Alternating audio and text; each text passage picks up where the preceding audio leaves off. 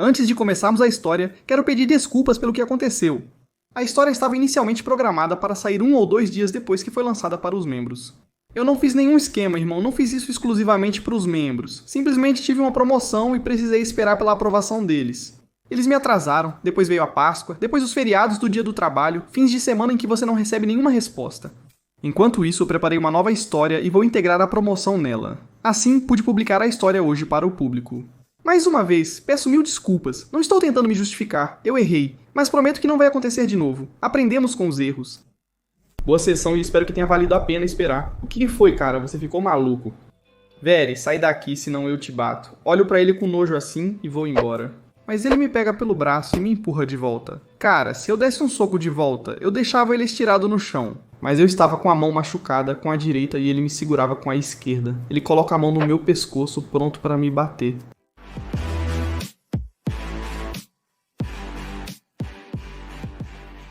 Oi, eu sou o Didi. Cara, a gente teve uma infância bonita, mas também perigosa.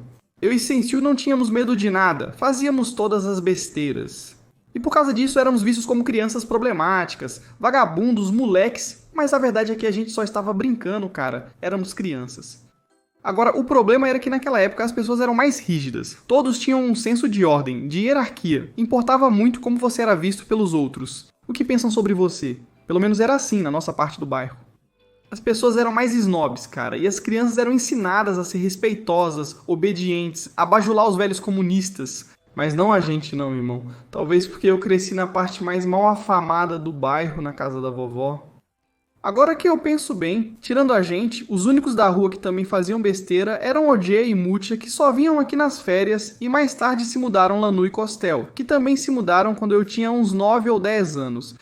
Assu, Morloku, Nico, Nelu e outros da rua eram dóceis, crianças inteligentes e respeitosas, do jeito que o sistema queria.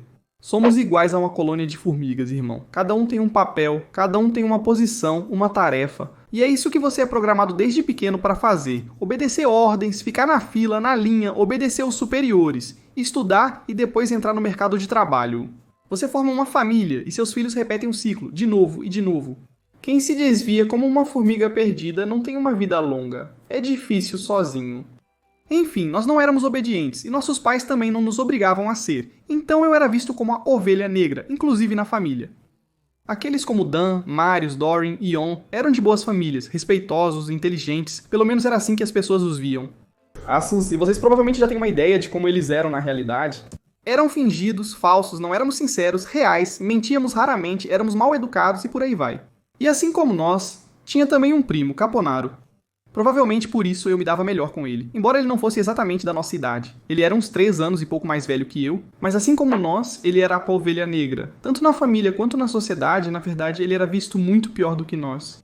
Cara, vocês me encheram tanto o saco pra eu contar a história do Caponaru, então é isso que vamos fazer hoje. E provavelmente vai ser uma história bem longa. Então sentem-se confortavelmente, peguem alguma coisa pra beliscar e vamos pra história. Agora, é claro que eu não posso contar a vida de um homem em algumas dezenas de minutos. Poxa, eu tenho mais de 200 histórias sobre a minha vida e nem contei 10% dela pra vocês. Mas eu vou tentar sintetizar o máximo que eu puder. Claro, dentro do que eu sei também. Momentos importantes, eventos dos quais fui testemunha. E o que eu vi dele e de outros parentes. Então vamos voltar de novo pra minha infância. Eu tinha uns 4 ou 5 anos por aí. E fomos com a minha mãe visitar a irmã dela, a mãe do Caponaru e da Irina, a irmã mais velha dele. Cara, eu não sei exatamente qual era a situação. Acho que rolou uma briga entre a vovó e a mãe dela quando ela se casou com o pai do Caponaru. Ele era do bairro dali mesmo, vinha de uma família de alcoólatras. E nem a vovó nem o vovô, principalmente, concordavam com ele. Daí veio a ruptura entre eles. Enfim, a gente não sabia disso até então. Não tínhamos conhecido eles. Pelo menos eu não me lembro. Onde a mamãe vai? Vai pra minha irmã. Ela mora aqui no prédio. Fica muito tempo. Quero ir pra casa. Eu também converso um pouco com ela. Você vai encontrar Vere, Irina e Caponaro. Chegamos lá, entramos, a mãe dela abriu a porta pra nós. Eles tinham um apartamento de 3 quartos, bastante espaçoso, em algum lugar no bairro Chaitan. Fomos pra cozinha. Nem Irina nem Caponaru estavam lá. Eles estavam na escola, nós estávamos morrendo de tédio. As crianças estão na escola, agora o menor está vindo, ele deve aparecer. Esse está em casa, dormindo como se fosse o sono eterno. Você realmente perdoaria? Ele te bateu? O que você tem no lábio? Me machuquei aqui, ele não bateu. Ele está bebendo muito. Foi por isso que você veio? Para me dar lição de moral. O quê? Você não tem mais nem um palmo? Ah, me deixa em paz, caramba. Por que você está tão chateado? Quer que eu conte pro Marian? Era só o que faltava. Fazer escândalo na minha casa. Não diga nada. Não fala nada, você sabe. Eu trouxe um dinheirinho pra você. Também não tenho mais do que isso. Obrigado, eu te devolvo depois. Como é que ele vai arrumar trabalho? Spoiler, ela nunca devolveu o dinheiro. Quando a porta se abriu, era o marido dela. Mulher, fez café? Vem pra cozinha. Traz logo, senão não teria pegado, caramba. Mais rápido. Olha, minha irmã está com as crianças aqui. Vem pro quarto. Beijo nas mãos, me desculpe. Cheguei cansado ontem à noite. Oi, como vocês dizem, crianças? Boa tarde. Como cresceram? Ele não veio? Está na escola. Deve aparecer. Olha, tem café na cafeteira. E então, não vai me servir também? Vamos, minha querida. Eu te digo, espera aí. Quer beber alguma coisa? Um licor. Um suco para as crianças? Não, não precisa. Ah, como não? Vou agora pegar. Vai embora. Ela volta com uma garrafa de suco, uma de tanita pequena e uma garrafa de vodka para ele. Ei, por que você faz isso? O que eu falei com você? O que eu fiz? Eu só peguei também para me recuperar. Eles discutiram por quase 5 minutos em outro cômodo, mas dava para ouvir um pouco. Em um certo momento, acho que ouvi até um tapa. A irmã da minha mãe voltou. Ele ficou no quarto dele com a garrafa de vodka. Não demorou muito e o Caponaru também apareceu. E assim que entrou, olhou direto pra gente, sorriu. E aí, primos? Eu sou o Caponaru. Oi, salve, Gigi. Oi, Sentiuca. Vamos lá fora, conversar como homens. Você deixa, mãe? Cuida deles, Caponaru. Espera aí, você tirou alguma nota hoje? Tirei 10 em música e 8 em matemática. Como assim 8? Por quê? Não soube fazer um exercício. Sorta só tira 10. Por que você não consegue? Se não fossem esses pequenos, você não sairia hoje. Venham comigo, rápido. Ele ganhou o 3º prêmio no ano passado. Este ano talvez fique em 2º. Eu estou bem, vejo que está tudo bem. Sorta só tira 10 como eu disse antes. Ele é menino. O que você quer também? Pelo menos nem precisa estudar, porque você não era uma aluna premiada do que está falando. Eu só queria fazer ginástica, depois encontrei esse desgraçado aqui. Olha, ela foi campeã júnior em ginástica, entrou para a seleção nacional, ia participar das Olimpíadas, mas se machucou e pronto, todo o esforço foi em vão. 1 ou 2 anos depois, ela se casou com o atual marido, o primeiro, porque teve vários. A gente sai com sua cabeça dura lá fora. Nós somos primos, tipo uma espécie de família. É, cara, eu não sabia. É isso aí, primo. Vocês querem ser amigos? Sim, queremos, né, Gigi? Sim, primo, nós 3 somos amigos. Venham comigo, vou mostrar uma coisa pra vocês. A gente foi com ele e passa por Jukiskuin. A uns 50 metros perto de uma cerca tinha um formigueiro com pedaços pequenos de pão. Quando passei por lá, quase pisei em algumas. Calma aí, cara, você vai pisar nelas. Eu nem vi. Elas vão subir na gente e morder. Elas não sobem, a gente fica longe. Yolanda apanha, de manhã. Era cheia delas, cara. Os olhos dela brilhavam quando falava. O pessoal diz que elas vão pra um casamento. Que casamento? Onde? É o que dizem, que elas vão em fila. Mas eu acho que algumas vêm da escola. Olha, essas menores.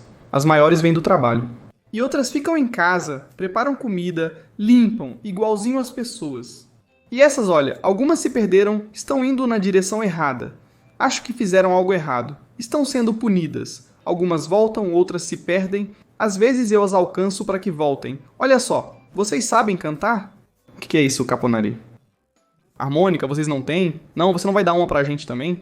Sim, você tem que soprar nela. Tenta aí, eu também vou tentar. Nada, cara, a gente era desafinado. Aí o Caponaru pega e começa a tocar. Parecia que era um urso e os anjos tocando harpa. Era divino, sublime, pelo menos era o que parecia pra gente. Que massa, cara, como você aprendeu? Sozinho, eu tenho ela há quase 1 ano. Toca mais alguma coisa. E ele tocou por quase meia hora. Parecia que até as formigas gostaram. Depois voltamos pra casa. Mas antes, deixamos um pouco de miolo de pão pras formigas. Pronto, mãe. Vocês voltaram? Sim, você compra uma gaita pra gente também? Até ontem. Ele comprou pra gente, mas logo nos cansamos dela. E a sua audição, está bem? Sim, não tive mais problemas. Daqui a 2 dias vamos de novo ao médico. Não gosto de lá. Agora estou ouvindo bem. Não tem jeito, temos que ir. Ela tem problemas, principalmente em um ouvido. Sempre se formam tampões de cera. É grave. Não é grave, mas precisam ser retirados periodicamente. E ele também receitou umas gotas. Agora ela está ouvindo bem. Como vocês sabem, Caponaro era parcialmente surdo. Não o tempo todo. Às vezes ele ia tirar aqueles tampões. Mas por causa disso ficaram alguns defeitos na fala. Ele não pronunciava todas as palavras corretamente. Isso porque, quando era pequeno, os pais não sabiam desse problema. E ele pronunciava as palavras como as ouvia. Muitas vezes de forma incorreta. Saindo de lá, vamos pra vovó do bairro e eu e Sensil assistimos desenhos na televisão. Mamãe conversava com a vovó, contava pra ela o que tinha falado com a irmã e parece que estavam pensando em se divorciar, porque aquele lá tinha se afundado mesmo na bebida. Ele não trabalhava mais e queria vender o apartamento. Nem ela sabe o que fazer. Ele diz que já tem casa aqui e ainda sobra dinheiro. O dinheiro vai embora rápido. Aquele lá não é homem de família, alcoólatra como o pai e o irmão. Eu sei, mãe, não se mete mais. O que eu tenho a ver com isso? Ela que escolheu ele, mas é uma pena pelas crianças. São bem criados, ela cuida deles. Ele bate nela. Como qualquer homem, ele também fala alto, você não sabe. Ela não tem uma vida boa com aquele bêbado que os vermes o comam vivo. E eu disse, pensa bem, menina. Ele não é pra você, não é um homem de família. Chega, mãe, o Merian vai ouvir e contar pro papai. Maria, na época da confusão, ainda era jovem, 16, 17 anos, mas o vovô ainda estava vivo e ele não queria que você brincasse, irmão. Se ele descobrisse, ia direto atrás dele. Passou mais um ano e pouco e ele acabou vendendo o apartamento no final das contas. Naquela época, eles pegaram um bom dinheiro e compraram uma casa com quintal, no bairro. E ainda sobrou metade do dinheiro, talvez até mais. Caponaru estava sempre por aqui, agora nos via com muito mais frequência, pelo menos uma vez por semana. Sim, mano, estavam com ele no portão. E perto da árvore, esse aqui vê um pequeno formigueiro. Ele pega as formigas junto com a terra dali e coloca a meio metro de distância. O que você está fazendo, Capunaru? El diz. Elas têm que se mudar, mano. Assim é melhor pra todos. Por quê, cara? Talvez elas estivessem melhor lá. Não, mano, assim, elas veem lugares novos, conhecem gente nova, você faz elas se enturmarem com outros, é melhor assim. E ele começa a pisar em algumas formigas por ali. O que você está fazendo, cara? Vai matar elas? Tem que ir, senão todas vão atrás delas. Ele pisava nas que iam em direção ao formigueiro antigo. Coloquem também alguns pedaços de pão para as formigas. Elas se viram, como sempre. A cada 2 ou 3 dias, íamos para a casa da vovó. Eu estava com o papai, de carro. Vamos parar também na casa da irmã? Outra vez não estou afim deles. Os vizinhos vão ver a gente, vão contar para eles que passamos e não paramos. No final ele acaba parando. Grita no portão nada, ninguém em casa. Mas se a gente for embora, eles aparecem, certeza. Pra onde vocês vão? Vai tomar uma cerveja, chefe? Estou de carro. Então, vamos tomar um refrigerante, um café. Eles tinham um barzinho bem na esquina da rua, onde parece que agora Capunaru passava grande parte do tempo. Capunaru e Irina ficaram com a gente. Capunaru tinha um saco cheio de latas de refrigerante, e Irina um cheio de doces. Toma, Gigi. Toma, Sensiuk. Bebam, primos. Valeu, primo. Ele nos dá uma lata pra cada um. Pega uma também. Dá um gole e joga fora. O que você está fazendo, cara? Maia, Gigi, o saco está cheio. Olha ali o Vasily também. Vasily, cigano, vem aqui que eu te dou um refrigerante. Vasily vem, ele dá uma lata pra ele também. Ele cumprimenta a gente e vai embora. Entramos com eles no quintal. Cara, que balanço grande. Eu só tinha visto isso em filmes. A gente brinca um pouco nele com a Irina. Deixa eu mostrar uma coisa pra vocês. Olha só o que meu pai me comprou. É um saco de boxe? Você também tem luvas? Ah, cara. É igual aquele da academia. Caponaru já fazia boxe há um tempo. Ele dá uns socos ali. Vamos bater também. E em 10 minutos o pai e a mãe voltam. Entramos no carro. Vamos embora. Eles se achavam muito. Você não sabe como eles são. Eu não tenho dinheiro nem pra um café. A dívida ele ainda não pagou. Eu vou falar com ele amanhã. Deixa pra lá, cara. Você não vai falar nada. Mas eles não vão ver mais nada vindo da gente. Espera pra ver eles em 1 ano, 2. Vão gastar o dinheiro e passar fome. Eles guardaram alguma coisa. Até aquele lá vai arrumar um emprego. Ou vão acabar virando mendigos. Olha pra mim, até minha esposa começou a beber. Ela também tomou 2 copos. Passou mais 1 ano e pouco e meu pai estava certo. O dinheiro acabou rápido, as dívidas se acumularam e meu pai já era alcoólatra. E começou a beber com bastante frequência. Um dia, ele apareceu lá em casa com um chapéu na mão. Minha mãe estava chorando com um olho roxo e parecia até um pouco machucada. Ele te bateu mesmo, aquele desgraçado. Denuncia ele pra polícia. E o que eu faço com eles? E deixo eles na rua? O que você acha, primo? Sim, eu vim com a minha mãe. Vamos jogar um jogo? Sim, cara. Eu tenho um caroço na orelha. Falem desse lado. Vamos jogar um jogo de Caponari? Haha, o que você acha, primo? Um jogo, cara, você joga? Jogo? Sim, cara, sim. Fale mais alto. Você tá com ameixas na boca? Você que é surdo, seu idiota. Quem é idiota, Didi? Agora você ouviu, primo. Vamos para o outro quarto. Ei, vamos jogar. Vamos jogar Caponari. Vamos, cara. Que diabos, hein? Você já foi com ele ao médico? Com quem? Com esse pequeno, o de orelhas. Não tem nada. Ele ouve bem. Não é, Caponari? Sim, mãe. Estamos quietos. Não podemos pagar médico agora. Ele não tem nada. Eu te dou, mas você vai com ele. A mãe dele deu um dinheiro. Eles foram embora. Esse aí gasta tudo com bebida. Se ele beber, os outros não vão ver mais nada de mim. Passou mais um tempo, agora eu estava na segunda série, na época em que meu pai ficou alguns meses fora trabalhando e nós nos mudamos para a casa daquela mãe lá do bairro. No meu caminho, eu passava pela rua do Caponaru e encontrei com ele. Ele estava no portão. E aí, primo? E aí, Didi, tá vindo da escola? Sim, tô indo pra casa. Você vem também? Não, tenho coisa pra fazer por aqui. Vou indo, cara, tô morrendo de fome. Cara, agora não sei como, mas o pai e a mãe dele ouviram. Eles também estavam no quintal por ali. Chama ele pra dentro. Primo, entra aí. Vou indo, volto mais tarde. Deixa que eu falo pra você comer. Entra um pouco, Gigi. Eu não gostava de ir na casa deles, porque estavam sempre bêbados, brigavam, xingavam, mas não tinham o que fazer. Entrei no quintal e aquele balanço grande não estava mais lá. No lugar dele tinha um balanço feito de corda e uma tábua.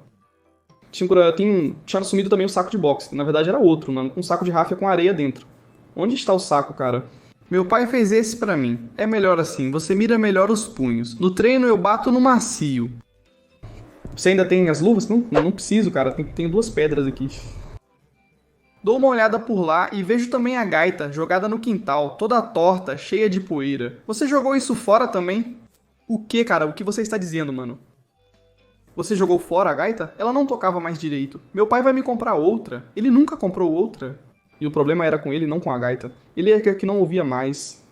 Enfim, a mãe dele me trouxe 2 fatias com patê, uma com margarina, um copo de suco. Comi rápido para me livrar deles. Agradeci e fui embora, mas mais tarde a mãe dele veio até a minha mãe pedir dinheiro. Não tenho, de onde vou te dar? Você não tem? Ah, vai, me dá alguma coisa também. Hoje eu dei comida pro seu filho. Ele estava morrendo de fome, coitado. Gigi, vem aqui um pouco. Então você comeu na casa deles, não foi? Não tinha comida em casa?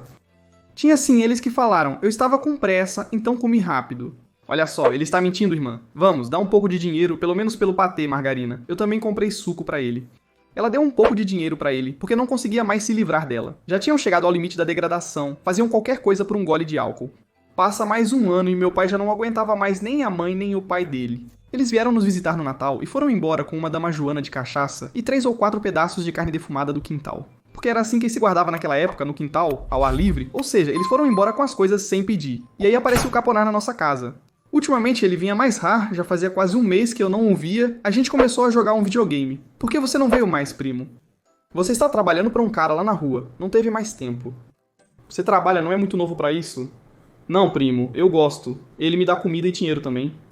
Vamos, pra mesa. Não venha, mais tarde. Venham pra mesa, não vamos comer. O Caponaru teria ido, eu vi. De novo tenho que insistir com vocês, a comida vai esfriar, vamos fazer uma competição. Quem terminar de comer primeiro é o mais esperto.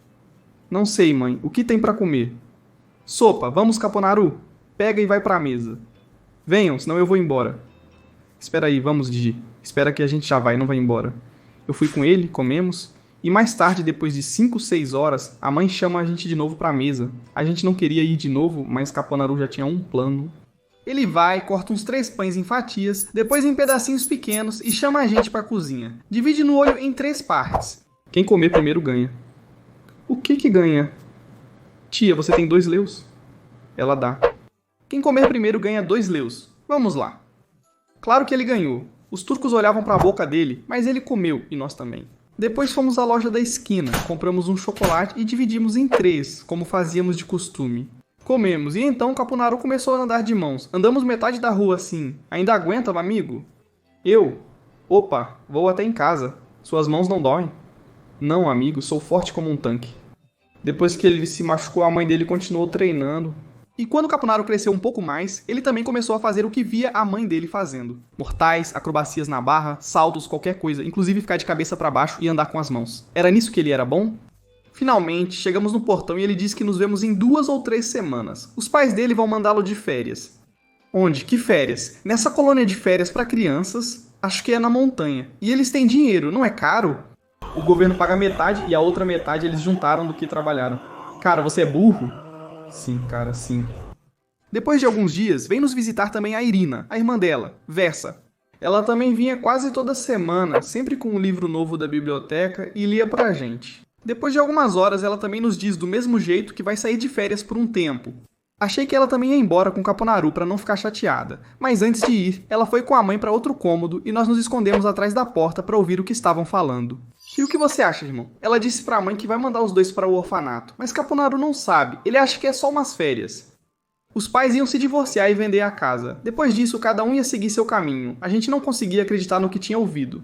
Como eles chegaram nessa situação? Por quê? Que culpa tinham as crianças? No segundo ou terceiro dia, a gente já estava na casa da vovó. Maria também estava na confusão. E Caponaro, Irina e Mansa. A gente não jogava cartas com Caponaro e Irina. Eles discutiam sobre a situação das crianças.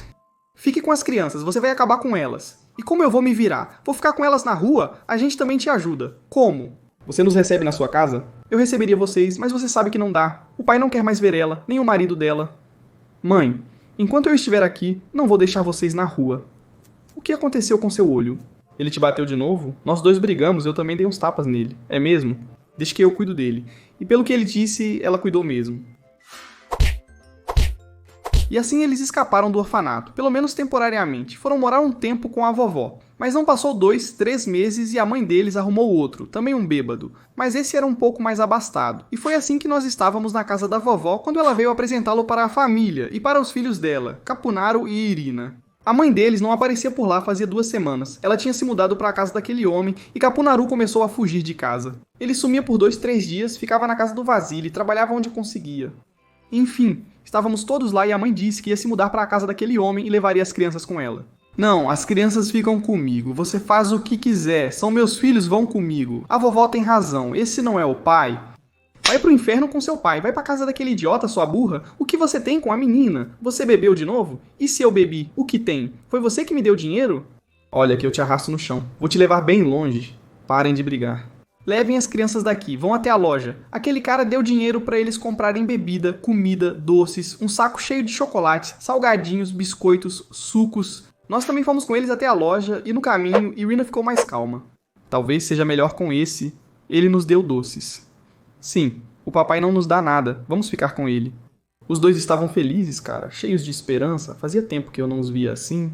Chegamos em casa, eles agradeceram pelos doces, aquele cara deixou o resto do dinheiro, todos se abraçaram e tudo parecia bem e bonito. E à noite eles foram para a casa daquele cara, se mudaram para lá. Mas como a vida sempre surpreende, não foi nada bom. Esse cara era muito mais violento que o pai dele, ele batia na mãe até colocá-la no hospital e os dois estavam bêbados o tempo todo. Em menos de 3 meses, Caponaro e Irina já estavam em orfanatos. Eu vi a Irina mais umas 3 vezes desde então. Uma vez, depois que ela fez 18 anos e foi para a América com uma bolsa de estudos, ela passou aqui antes de ir. E outra vez, uns 10 anos depois ela veio nos visitar. Ela se estabeleceu lá, terminou uma faculdade, se casou e construiu uma vida decente. Ela sempre ajudou o Caponaro com o que pôde, e agora os dois se visitam sempre que podem. A última vez que a vi foi há uns 12 anos, ela veio passar algumas semanas em visita, e passou com o Caponaro aqui em casa também. Enfim, aquela história foi trágica, mas nem de longe como a do Caponaro. Caponaro ficou uns 2 meses no orfanato, depois fugiu de lá. Ele veio até nós, assustado, magro, sujo, espancado, e nos contou pelo que estava passando lá. Apanhava dos meninos mais velhos, dos cuidadores, era humilhado, passava fome, apanhava de novo, talvez até outras coisas, mas teve vergonha de contar. Os orfanatos nos anos 1990 eram um inferno na Terra, irmão. Pelo menos esses de meninos. Dizem que para as meninas era melhor. Pelo menos era isso que ele sabia da Irina. Ele foi para aquela mulher, ficou lá uma semana, mas vieram atrás dele com a polícia e o levaram de volta. Ele fugiu de novo, foi para o pai dele, encontraram ele de novo e o levaram. Depois ele fugiu e foi para a casa do Vasily, ficou por onde pôde e não o encontraram mais. E depois de um tempo nem procuraram mais por ele.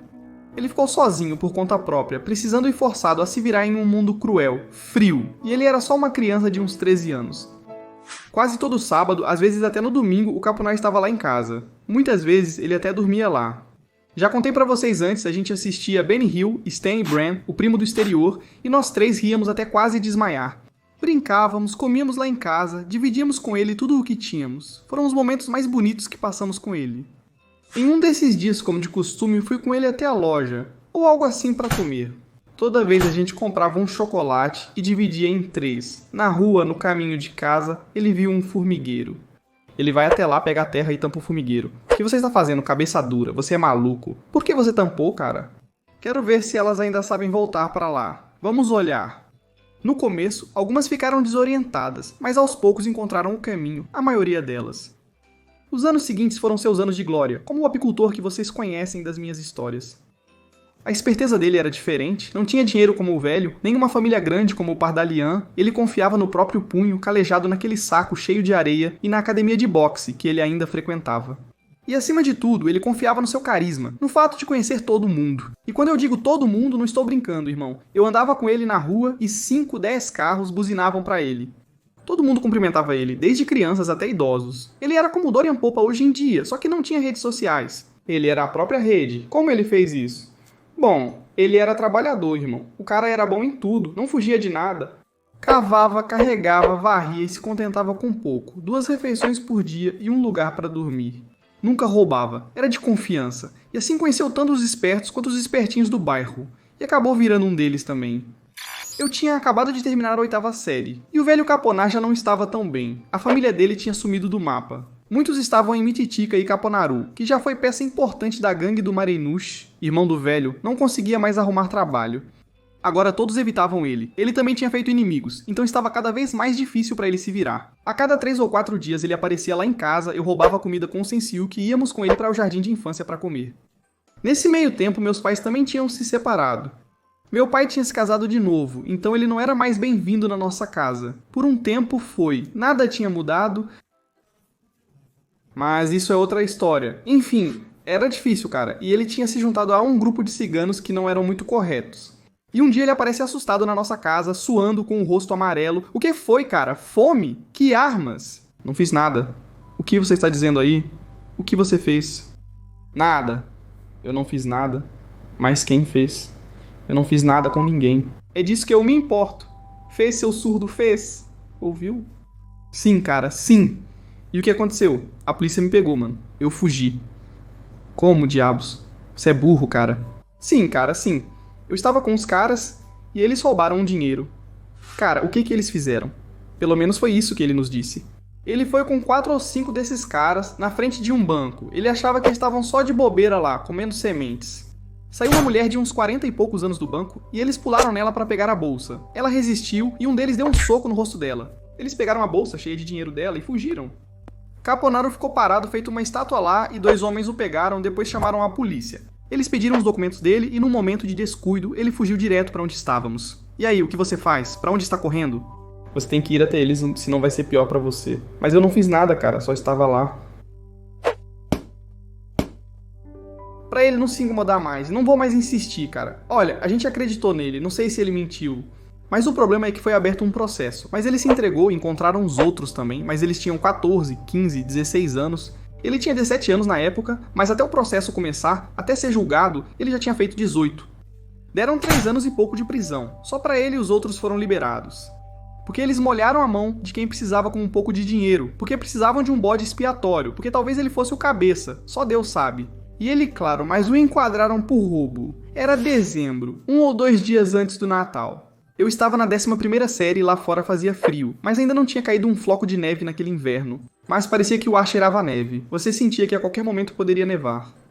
Devia ser umas 9h30 da noite. Eu e Sensiuk assistindo televisão. Dá uma olhada, está nevando, eu já olhei mais 2 vezes. Vamos lá, Sensiuk, talvez já começou. Espera aí. Sensiuk vai até a janela e o que você acha, irmão? Estava nevando? Está nevando, Gigi. Não mente pra mim. Não estou mentindo, cara, vem ver. Fui até a janela. Estava nevando, com flocos grandes, como em um conto de fadas. Vamos sair? Vamos sim. Nos vestimos rápido e saímos para o portão. Cara, acho que nunca nevou tão bonito quanto naquela vez. Flocos grandes caíam devagar, não tinha vento, ninguém na rua além da gente. Ficávamos lá, maravilhados, só olhando. Quando vejo alguém no portão dos Grash, ele se escondia atrás da árvore. Saiu um pouco e acena pra gente. Ei, Sensiuk, tem um cara atrás daquela árvore ali. Deve ser o bobalhão do mudo. Ele acena de novo e se esconde de novo. Não é ele, tomara que não seja algum maluco. Vamos devagar pra ver quem é. E a gente vai devagar. No chão já tinha se formado uma camada fina de neve. Rangia sob nossos passos. Chegamos a uns 4, 5 metros, paramos. Quem é você, cara? O que você quer? Gigi não responde. Sai daí, cara. E ele sai, irmão. Estava com uma jaqueta. Touca. Capuz na cabeça, mas ele reconheceu imediatamente, era Caponaro. E aí, primos, como vocês estão? Tudo bem, primo. E você, como está? Você escapou? Já era? Já era, hoje me soltaram, vim direto pra vocês, nos abraçamos como irmãos, foi tipo uma cena de filme como um milagre de Natal. Ele também tinha uma sacola na mão, tinha comprado uma cerveja, um refrigerante, sementes, cigarros, e ficamos lá com ele na neve por umas 2, 3 horas. Aprendi a lição, primos, agora sei o que importa. Família, e vocês são os mais próximos de mim, vocês e minha irmã. Ele nos contou de tudo, o que fez por lá, como eram as pessoas, como se virou. Provavelmente também histórias que ouviu de outros. Cara, ele estava mudado, mas ainda não sabíamos se para melhor ou para pior. Quase todos que passam por lá mudam de um jeito ou de outro, e a maioria se torna manipuladora, tenta te enganar do jeito que aprenderam lá. Ele se mudou para a casa do pai, trabalhava onde conseguia e sempre vinha nos visitar no sábado ou no domingo, e pelo menos 2 vezes durante a semana, sempre com fome. Eu chegava do colégio por volta das 9 da noite, cara, e o encontrava na esquina, me esperando. Não comi nada faz 2 dias, mano. Me espera aqui e volta em 20 minutos. A gente entrava, comia metade e o resto colocava em outro prato que deixava na janela, do lado de fora, ou se o Sensiuco estava em casa, ele pegava do outro lado. A gente também pegava meio pão no casaco e ia com isso para o Caponaro. Entrava no jardim de infância para ninguém ver a gente e comia lá. Foi assim até o verão, quando infelizmente ele perdeu a mãe. Depois ele acabou se juntando até com o Marinushkin, que também tinha saído da cadeia. Por aqui ele aparecia muito raro, uma vez por mês, e geralmente vinha morrendo de fome. Nem sequer cumprimentava a gente, já chegava falando, me dá aí, mano, alguma coisa pra comer. Às vezes a gente dava só pão puro pra ele quando era de dia e não dava pra sair com um prato na rua. Ele estava diferente, estava triste, com o olhar perdido. Não posso afirmar com certeza, mas acho que ele também cheirava pó naquela época. Cara, e esse aí aparece num domingo, bem no meio do dia, e cumprimenta a gente com aquele já conhecido. Tô com fome, mano, não como faz 2 dias. Meu pai estava em casa, eu não podia sair com a panela de sopa. E a gente estava bem na frente do portão, então fui lá e trouxe um pão pra ele. Eu dou o pão, ele olha pra ele, faz uma cara feia e fala, eu sou cachorro, mano. Zoou comigo e jogou o pão fora. E meu pai em casa, tipo um chefe. Cara, eu já estava de saco cheio dele.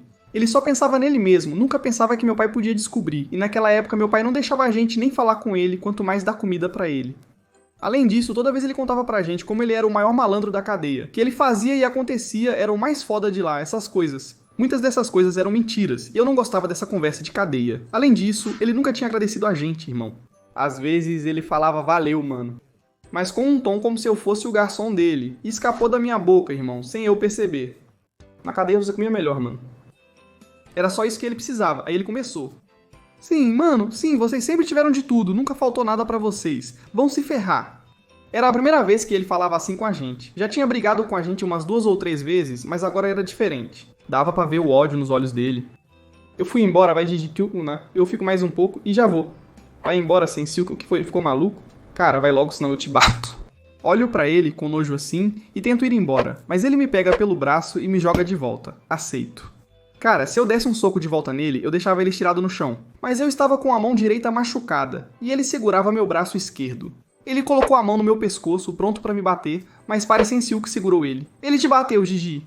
Vou bater nos dois, seus idiotas. Cara, ele não tinha como bater na gente, mas era Caponaro, nosso primo, nosso amigo. Como a gente podia bater nele? Caponaro, fica quieto, senão o pai vai te ouvir. Eu pensava mais nele, porque se o pai visse, não ia sobrar muita coisa dele. Ele não recuava, era valente. Dica, o que você tem com eles, Caponaro? Quando ele ouviu isso, saiu direto no galope, vai, dica, nem pensou 2 vezes. O que aquele cara tinha, pessoal? Ele mexeu com vocês? Não, Mili, ele só não tentou. Eu acho que ele tinha usado algum pó branco, já falei pra vocês. Ele não parecia ele mesmo, não estava no seu normal. Depois desse episódio, ele não apareceu mais por aqui. E uns 6 meses depois, fiquei sabendo que ele sumiu de vez, ninguém sabia dele. Passaram-se anos, bons anos, uns 4 ao todo, e ele reapareceu. Eu tinha por volta de 22 anos, eu já tinha perdoado ele há muito tempo, sabia que ele não estava bem. Também tinha passado por muita coisa, irmão. Enfim, ouvi dizer que ele tinha voltado. E finalmente, alguns meses depois que ele voltou, ele apareceu lá em casa também. E aí, primos, como vocês estão? Ele parecia alegre, como era na infância, mas dava pra ver no rosto dele também um traço de tristeza. E aí, Caponari? E aí, primo, por onde você andou? Ah, primos, estive lá pela Moldávia. Onde, cara? O que diabos você foi fazer lá? Fiquei na casa de uma tia do meu pai, trabalhei pra eles.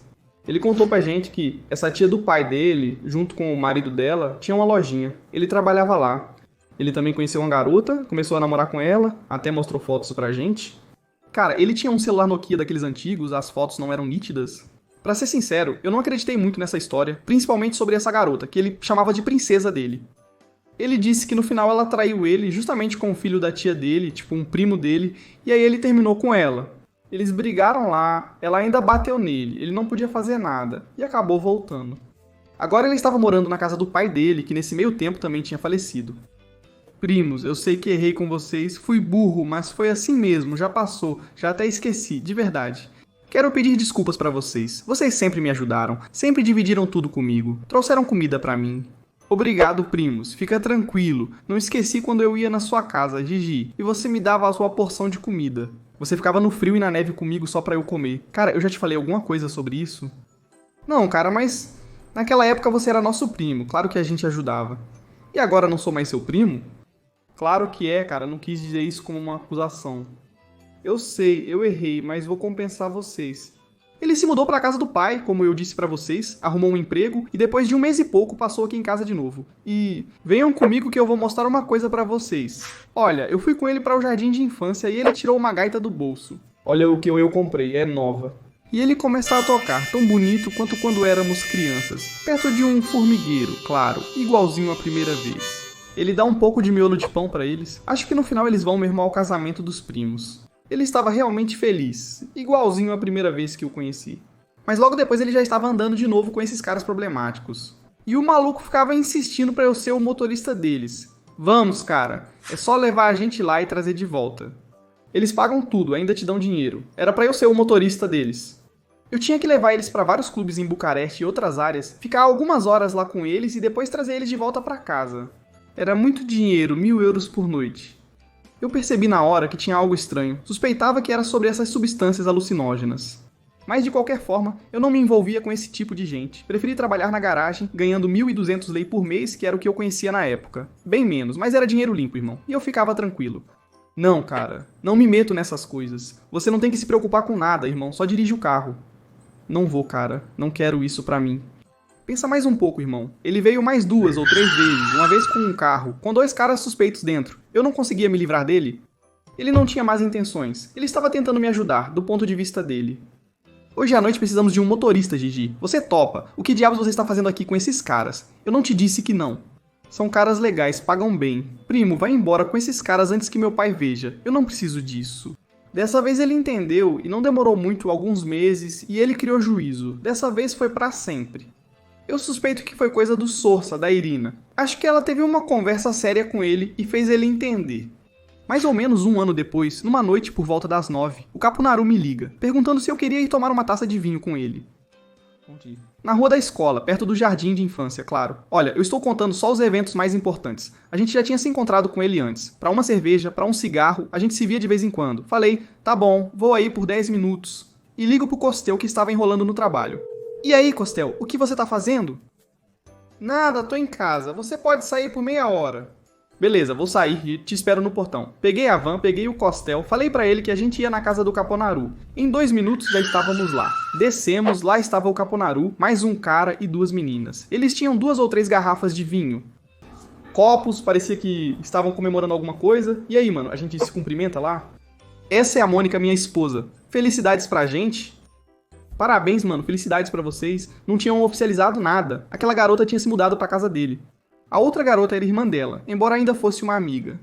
Vocês querem tomar uma taça de vinho? Cara, eu não bebo, estou de carro. Vai lá, Gigi, pelo menos um gole. Tá bom, coloca metade pra mim. Bebi uma taça com eles e aquela garota contou sobre ela, porque eles já estavam bem animados. Ela nos contou que os pais batiam nela, amarravam ela quando ficava sozinha em casa, tanto ela quanto a irmã mais velha, que estava agora com ela, não deixavam sair de casa de jeito nenhum. Ela fazia parte de uma dessas seitas religiosas. De qualquer forma, há um ano ela tinha fugido de casa com a irmã, há alguns meses estava com Capunaru, e agora eles eram almas gêmeas. Já se passaram 16 a 17 anos desde então, e agora eles estão juntos. 2 almas sofridas que se curaram juntas. Eu fui com o Costel e o que ele disse? Sabe com quem aquela Gigi se parece? Com quem?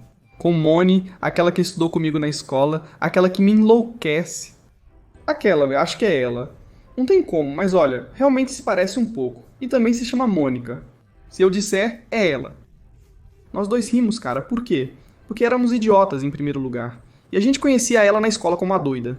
Pra falar a verdade, ela realmente se comportava assim. Ela era selvagem. Ela tinha um carrinho desses de supermercado com ela, com roupas, comida, água, não falava com ninguém, ficava olhando feio, gritava, berrava. Os colegas zoavam ela reagia com briga. Todo mundo conhecia ela como a maluca, e provavelmente era mesmo naquela época. Mas ninguém sabia o porquê, o que acontecia em casa, como ela era criada. Nós e as formigas somos parecidos. Trabalhamos a vida toda, temos um propósito, existe uma hierarquia, uma ordem, e aqueles que se perdem no caminho geralmente acabam esmagados pelas botas pesadas de quem faz as regras.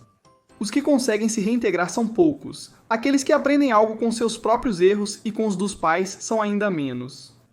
Capunaru conseguiu. Chegou ao fundo do poço, desceu ainda mais um pouco e depois conseguiu voltar. Ele subiu montanhas, ficou acima de todos? Não, mas também não precisava. Subiu o suficiente para levar uma vida tranquila, tanto ele quanto sua esposa. Ele já deixou as malandragens para trás há muito tempo, deixou o passado para trás. Agora ele trabalha, está feliz ao lado da esposa. E às vezes, quando está sozinho, só ele e seus pensamentos, vai a um parque, encontra um formigueiro e canta para elas, irmão, de coração, do jeito que só ele sabe. Depois joga miolo de pão para elas. A vida é difícil, eu sei, muitos se perdem pelo caminho. Mas se ele conseguiu, você também pode, irmão. Só precisa de um pouco de força de vontade. Uma história um pouco triste, eu sei, mas essas também têm seu papel. Espero que vocês tenham aprendido algo com ela. Sua opinião futura, nos encontramos com uma nova visão. Tchau!